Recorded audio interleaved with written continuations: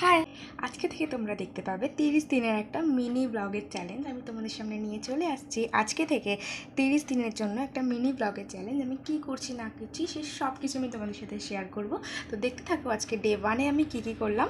তো ভিডিও যদি তোমাদের ভালো লেগে থাকে অবশ্যই একটি লাইক, কমেন্ট এবং সাবস্ক্রাইব করে দিও। তো সকালবেলায় ঘুম থেকে উঠে আমি একটা ড্রিঙ্ক খেয়ে নিয়েছিলাম। এই ড্রিঙ্কের রেসিপি যদি তোমরা জানতে চাও অবশ্যই আমাকে কমেন্ট করো, আমি অবশ্যই তোমাদের জানাবো। এটা খুব ভালো ত্বকে গ্লোই এবং হেলদি রাখার জন্য এবং হাইড্রেটেড রাখার জন্য। দেন আমি সুজি খেয়ে নিয়েছিলাম ব্রেকফাস্টে।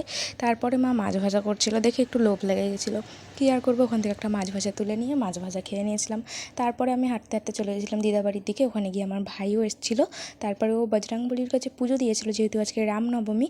তো সেখান থেকে প্রসাদ নিয়ে আমরা দিদাবাড়ি চলে গেছি। সেখানে গিয়ে দুপুরের লাঞ্চটা সেরে নিলাম। মাছ, ভাত, আরও ভাজাভুজি ছিল, আর পায়েস ছিল, আমি পায়েস খাইনি।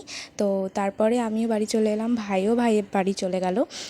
তারপর আমি বাড়িতে চলে এসে চিপস এবং একটা চিড়ে ভাজা খেয়ে আমার পেটটাকে পুরো লোড করে রাতের খাওয়া গুছিয়ে মায়ের কাছে বকানি খেয়ে চলে এলাম স্কিনটার একটু যত্ন নিতে। তো যত্ন বলতে কিছুই না, মুখটাকে জাস্ট একটু ক্লিন করে একটা টোনার এবং একটা ময়শ্চারাইজার অ্যাপ্লাই করে নিয়েছিলাম।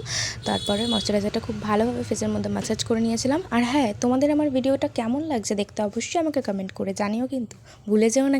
তারপর ময়শ্চারাইজারটা অ্যাপ্লাই করে খুব ভালোভাবে হালকা হাতে ফেসটাকে ম্যাসাজ করে নিয়েছিলাম।